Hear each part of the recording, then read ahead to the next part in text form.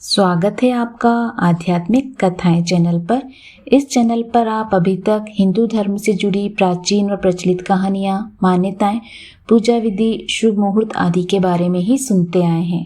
परंतु आज से हम प्रारंभ करने वाले हैं बच्चों के लिए भी आदर्श, प्रेरक व शिक्षाप्रद कहानियां।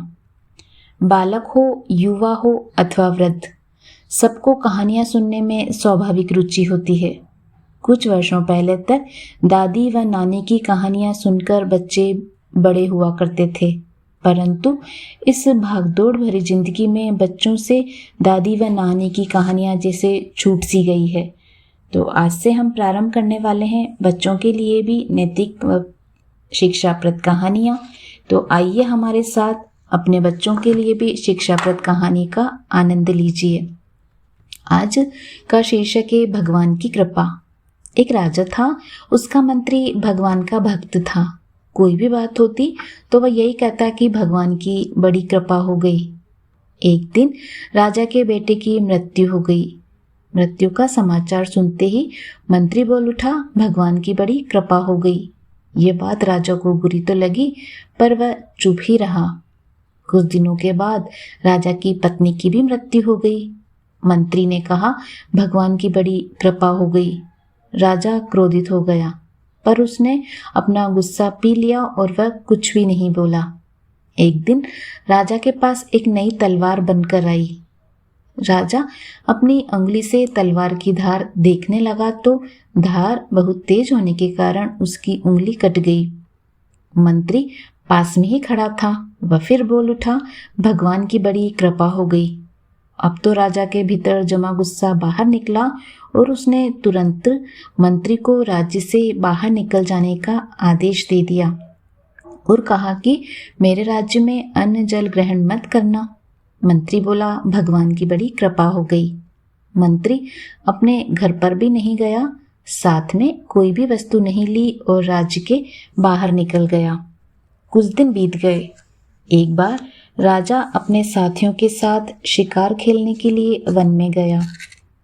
वन में एक सूअर का पीछा करते करते राजा बहुत दूर घने जंगल में निकल गया। उसके सभी साथी बहुत पीछे छूट गए थे। वहां जंगल में डाकुओं का एक दल रहता था। उस दिन डाकुओं ने काली देवी को एक मनुष्य की बलि देने का विचार किया हुआ था। संयोग से डाकुओं ने राजा को देख लिया। उन्होंने राजा को पकड़कर बांध दिया। अब उन्होंने बलि देने की तैयारी शुरू कर दी। जब पूरी तैयारी हो गई तब डाकुओं के पुरोहित ने राजा से पूछा, तुम्हारा बेटा जीवित है? राजा बोला, नहीं, वह मर गया है। पुरोहित ने कहा, इसका तो हृदय जला हुआ है। पुरोहित ने फिर पूछा, तुम्हारी पत्नी जीवित है? राजा बोला, वह भी मर चुकी है। पुरोहित ने कहा, यह तो आधे अंग का है, अतः यह बलि के योग्य नहीं, परंतु हो सकता है कि यह मरने के भय से झूठ बोल रहा हो। पुरोहित ने राजा के शरीर की जांच की तो देखा कि उसकी उंगली कटी हुई थी। पुरोहित बोला, अरे यह तो अंग भंग है, बलि के योग्य भी नहीं, छोड़ दो इसको। डाकुओं ने राजा को छोड़ दिया। राजा अपने घर लौट आया। लौटते ही उसने अपने आदमियों को आज्ञा दी कि हमारा मंत्री जहां भी हो उसको तुरंत ढूंढकर हमारे पास लेकर आओ। जब तक मंत्री वापस नहीं आएगा तब तक मैं अन्न ग्रहण नहीं करूंगा। राजा के आदमियों ने मंत्रियों को ढूंढ लिया और उससे तुरंत राजा के पास वापस चलने की प्रार्थना की। मंत्री ने कहा कि भगवान की बड़ी कृपा हो गई। मंत्री राजा के सामने उपस्थित हो गया।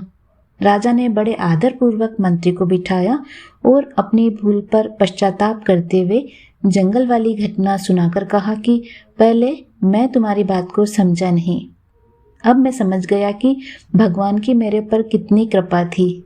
भगवान की कृपा से अगर मेरी उंगली न कटती तो उस दिन मेरा गला कट गया होता, परंतु मैंने जब तुम्हें राज्य से निकाल दिया तब तुमने कहा कि भगवान की बड़ी कृपा हो गई। तो वह कृपा क्या थी, ये मेरी समझ में नहीं आया।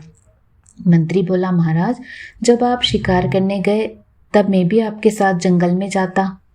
आपके साथ ही जंगल में बहुत दूर निकल जाता, क्योंकि मेरा घोड़ा आपके घोड़े से कम तेज नहीं। डाकू लोग आपके साथ मेरे को भी पकड़ लेते। आप तो उंगली कटी होने के कारण बच गए होते, पर मेरा तो उस दिन गला कट गया होता। इसलिए भगवान की कृपा से आपके साथ नहीं था, राज्य से बाहर था, अतः मरने से बच गया। अब मैं पुनः अपनी जगह वापस आ गया हूँ, यह भी भगवान की ही कृपा है। उम्मीद है आपको यह कहानी पसंद आई होगी। इसी तरह की अन्य कहानियाँ सुनने के लिए आप हमारे चैनल से जुड़े रहिए और सब्सक्राइब का बटन अवश्य दबाइए। धन्यवाद।